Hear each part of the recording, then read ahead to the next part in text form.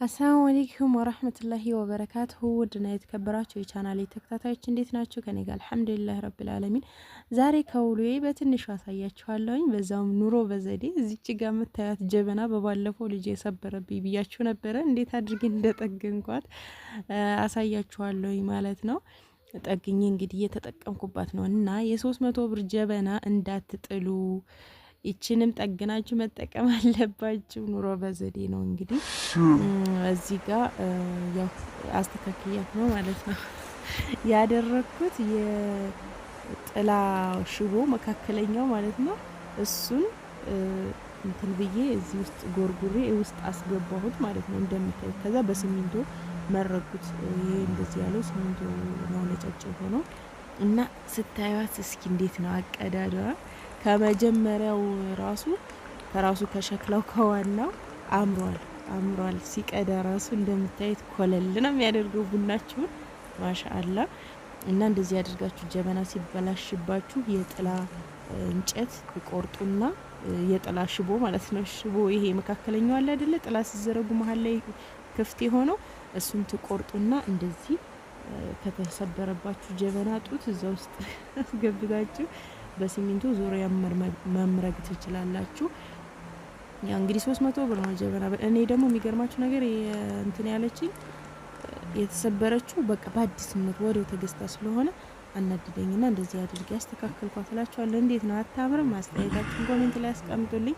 ያው እናንተም ነገ ጧት ካናደዳችሁ አዲሱ ከተሰበረባችሁ ልክ በምታዩት መልኩ አድርጋችሁ እንደዚህ አስተካክላችሁ እንትንታ ይቺ ጫፏን ጡት ትሰሩለታላችሁ ማለት ነው።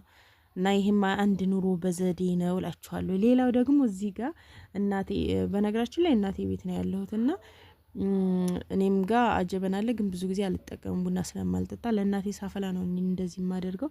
እዚች ጋር አሁን ይሄ እናቴ ስቶቭ ነውና ከላይ እንደዚህ ግንብር ይላል ጀበና ስትጥዱ። ከዛ የእንትኑን ሽቦ አመጣውኝና እንደዚህ ጠምጥሜ ሰራሁ ማለት ነው። ከማብራት ገመድ ላይ እኮ የሚወጣው ውስጡ አለ አይደለ ሽቦ፣ እሱን ጠምጥሜ እንደዚህ አሁን እንደምታዩት ጀበናይቱ አትወድቅም ማለት ነው። እንደዚህ አድርጋችሁ መጠቀም ትችላላችሁ። ከመግዛት ይልቅ እንግዲህ በቤታችሁ የምትጠቀሙትና ምነግራችሁ ከምትገዙ እንደዚህ በሽቦ ጠምጥማችሁ ትሰሩና ጀበናችሁን ማስቀመጫ ታደርጋላችሁ። ከዚህም ሻል ያለ ነገር መስራት ትችላላችሁ። ወፍራም ሽቦ ወፍራም እንትን እንደ ብረት ነገር ካገኛችሁ ማለት ነው ቤታችሁ በእንትን በፒንሳ እያስተካከላችሁ መስራት ትችላላችሁ። ለጀበና ማስቀመጫ ልክ ስቶቭ እንደዚህ ከሆነባችሁ አሁን ላይ በተለይ ይሄ ዲጂታል ስቶቭ ስለመጣ እሱን ነው ብዙ ሰው የሚጠቀመውና ያ ደግሞ ከላይ እንትን ስለሌለው ብረት የሚይዝ ስለሌለው ከምትገዙ እንደዚህ አድርጋችሁ መጠቀም ትችላላችሁ ለማለት ነው። ይሄንን ይመስላል እና ቡና እያፈላሁኝ ነው ለእናቴ ቤተሰብ ጋር ነኝ እንግዲህ ከሐሙስ ጀምረን እስከ ቅዳሜ ቤተሰብ ጋር ነው የምንሆነው እና ከዛ ወደ ቤታችን እንመለሳለን እና ቤተሰብ ጋር የምናሳልፈውን ላይፍ አንዳንድ አሁን ዝናቡ ጋራ አሳያችኋለሁ ማለት ነው። እዚህ ጋር ያው ምስር ወጥም ሰርቻለሁኝ ለምሳችን።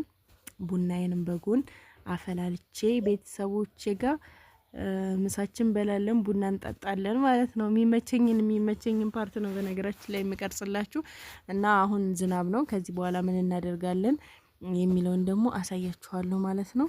እንግዲህ ክረምት ገብቷል። ሐምሌ ነው። አንዳንድ ሰዎች የማታውቁ ልትኖሩ ትችላላችሁ። እንዴ ክረምት ገባ እንዴ ምናምን የሚሉ ልጆች ስላሉ ብዬ ነው። እና ክረምት ገብቷል። ውጭ ላይ ባቄላ ቆላለሁኝ ብዬ እንትን ብዬ ጎልቼ ከዛ ዝናቡ አቋረጠኝ። እንደምታዩት ኩሽና ውስጥ ገባሁኝ መልሼ። ከዛ ይሄን ባቄላ ቆላሁኝ ማለት ነው። ከባቄላው በኋላ ምን እንደምቆላ አሳያችኋለሁኝ። የክረምት እንግዲህ በክረምት ሰዓት የሚበላ ታውቃላችሁ እንግዲህ ንፍሮ ቆሎ ምናምን ነው። በክረምት ሰዓት ሲደብራችሁ ዝናብ በሚመጣ በተለይ አንዳንድ ጊዜ ጧት ጀምሮ አፍኖ እስከ ማታ ድረስ በቃ ኪፍ እያለ የሚውልበት ሰዓት አለ። የዛኔ ራብም ስላለ ንፍሯችሁን ቀቅላችሁ ቆሎችን ቆልታችሁ እስኪ እንደዚህ የምታደርጉ ልጆች ንገሩኝ። በክረምት ሰዓት ፍን ሲያደርግ ከቤታችሁ ምንድን ነበር የምታደርጉት? እና እኛ ደግሞ የሚመችን ቤተሰብ ጋር በተለይ ሲሆን በጣም ደስ ይለኛል። ለምን ሁሉም የትም አይሄድም፣ ስራ አይሄድም፣ ስብስብ ብለን አንድ ላይ ስለምናሳልፍ በጣም ደስ የሚለኝ ጊዜ ማለት ዝናብ ሲዘንብ ነው። በጣም ነው የምወደው። ብዙ ሰው ዳመና ምናምን አይወድም፣ ግን እኔ ደስ ይለኛል። በተለይ አፍኖ ሁሉም ሰው ከቤት ሳይወጣ ሲቀር በጣም የምወደው ቀን ነው እንደዚህ አይነት ቀን እና ትሰባሰባላችሁ እና እዚህ ጋር ባቄላዬን ቆልቼ እንግዲህ ጨርሻለሁኝ። ውጭ ላይ ነበር እንደነገርኳችሁ እንትን እያልኩኝ እየቆላሁኝ ጀምሬ አንድ እንዳወጣሁኝ ዝናቡ ጀመረ። ከዛ ቶሎ ብዬ ወደ ኩሽና ገባሁኝ ማለት ነው። እና እንደምታዩት ጥላት ተለቅልቅ ያለውኝ እጄን ሁሉ እንግዲህ አልሐምዱሊላህ ለምደነዋል እኛ። እና እዚህ ጋር ይሄ ምንድነው የሚባለው ጠመዥ የሚባለው ይሄን እስኪ ታውቁታላችሁ ንገሩኝ። በጣም ቆንጆ ነው ለቆሎ ማለት ነው። ጠመዥ ይባላል። ልክ ስንዴ ነው የሚመስላችሁ ነገር እና ለንፍሮም ይሆናል በነገራችን ላይ እና ለቆሎ ደግሞ ማሻአላህ ስትቆሉት ማለት ነው የሆነ እንትብትብ ነው የሚለው እንደምታዩት እዚህ ጋር አያምርም? በጣም ነው የሚያምረው። እና እንደዚህ አድርጌ ቆልቼ እንግዲህ ዝናቡም እየዘነበ ነው። እዚህ ጋር ነበረ ጥጄ ከውጭ ላይ ማለት ነው። እንደምታዩት እሳቱ ገና አልጠፋም። ያው ካፊያ ነበረ መጀመሪያና በደንብ አላጠፋውም። በኋላ ቀስ እያለ ዘነበበት። እንደምታዩት ከሰሉ ብቻ ነው የቀረው፣ አመዱ ጠፍቷል። ያው እኔም ኩሽናዬ ውስጥ ገብቼ ቆልቼ ጨርሻለሁኝ። እንደምታዩት ቆሎ ያው በምግፍበት ቁና ነው በዚህ ያቀረብኩት እና እንደምታዩት ቆሎ ግን በጣም ነው የሚያምረው። በጣም ቆንጆ ነው። ምንም ጨው ምናምን አያስፈልገውም። እንደምታዩት ተሰባስበን ቤተሰብ ጋራ ዝናቡም እየዘነበ ነው፣ እኛም ቆሎችን እየቆረጠምን ነው እላችኋለሁ ውዶችዬና ደስ ይላል እንደዚህ ቤተሰብ ጋር ተሰባስባችሁ ምናምን የዝናብ ቀን ምናምን ማሳለፍ እኔ በጣም ነው ደስ የሚለኝ። እስኪ እናንተስ ደስ ይላችኋል? እንደኔ ናችሁ ወይስ ደግሞ ዝናብ ሲዘንብና ዳመና ሲሆን አትወዱም?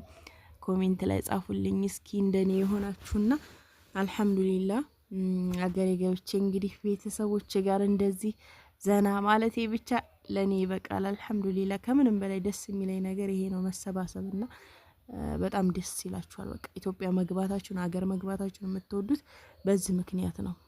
አየሩ በተለይ ዝናብ ሲመጣ ደግሞ ከዝናብ በኋላ ያለው አረንጓዴ ነገር በቃ በጣም ነው መንፈሳችንን የሚያድሰው እና አልሐምዱሊላህ ብዙ ልጆች ኮሜንት ላይ እየጻፋችሁልኝ ነበረ ኢትዮጵያ የኑሮ ውድነቱ ነው እንጂ እያላችሁ ነበረ። ግን አላህ ነው የትም ቦታ ብንሆን የሚረዝቀንና አልሐምዱሊላህ የትም ብንሆን እንኖራለን። ለምን ርዚቃችን ከአላህ ስለሆነ እና ኢንሻአላህ አትፍሩ። የትም ብትሄዱ የሚሰጠን የሚለግሰን አላህ ነው። ሰበቡን ብቻ እናድርስ ስላለው ውዶችዬ የዛሬ ቪዲዮ እንግዲህ ይሄንን ይመስል ነበር። ከተመቻችሁ ላይክ፣ ሼር፣ ሰብስክራይብ ማድረጋችሁን አትርሱ።